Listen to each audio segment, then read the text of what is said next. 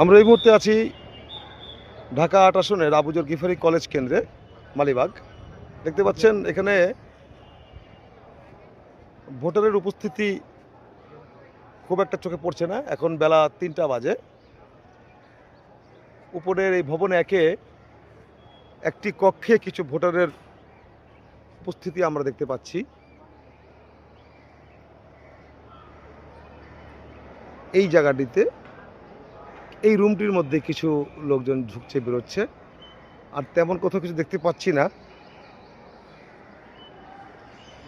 উপচে পড়া ভিড় যেটাকে বলে সেটা তো নেই,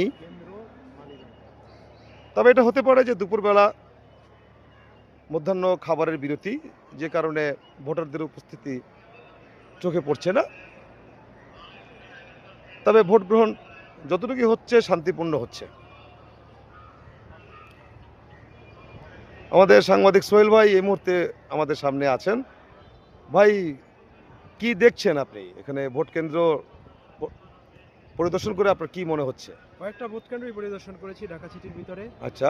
তার ভিতরে স্বতঃস্ফূর্ত ভোটারদের অংশগ্রহণ রাজধানীর বাইরে অর্থাৎ কেরানীগঞ্জে পেয়েছি, হ্যাঁ। আর রাজধানীর ভিতরে কামরাঙ্গীরচরে পেয়েছি। আচ্ছা। বাকি ভোট কেন্দ্রগুলোতে ওই রকমের স্বতঃস্ফূর্ত অংশগ্রহণ আমি দেখি নাই। তো আচ্ছা, পরিবেশ শান্ত ছিল, সুষ্ঠু ছিল, প্রশাসনের দৃষ্টি মোটামুটি ভালো ছিল।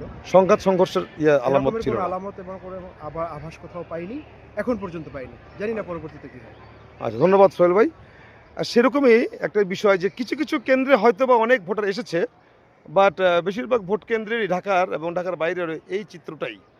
যদিও বর্তমানে বলা হচ্ছে যে ভোটারদের উপচে পড়া ভিড়, কিন্তু প্রিয় দর্শক বন্ধুরা, ঢাকা ৮ আসনের আবুজর গিফারি কলেজে দুপুর ৩টার সময়কার চিত্র আপনাদেরকে দেখালাম, এবং আমাদের আরেক সহকর্মী সাংবাদিক সোহেল খন্দকার, যিনি ভোটের দর্পণে কাজ করছেন, তার বক্তব্যটাও আপনারা শুনলেন। তিনি অনেকগুলি কেন্দ্র ভ্রমণ করেছেন, দেখেছেন, পরিদর্শন করেছেন। সো দেখা যাক, আমরা বিকেলের পর থেকে আবার আপনাদেরকে দেখানোর চেষ্টা করব পরিস্থিতি কোন পর্যায়ে আছে। সেই পর্যন্ত ভালো থাকুন।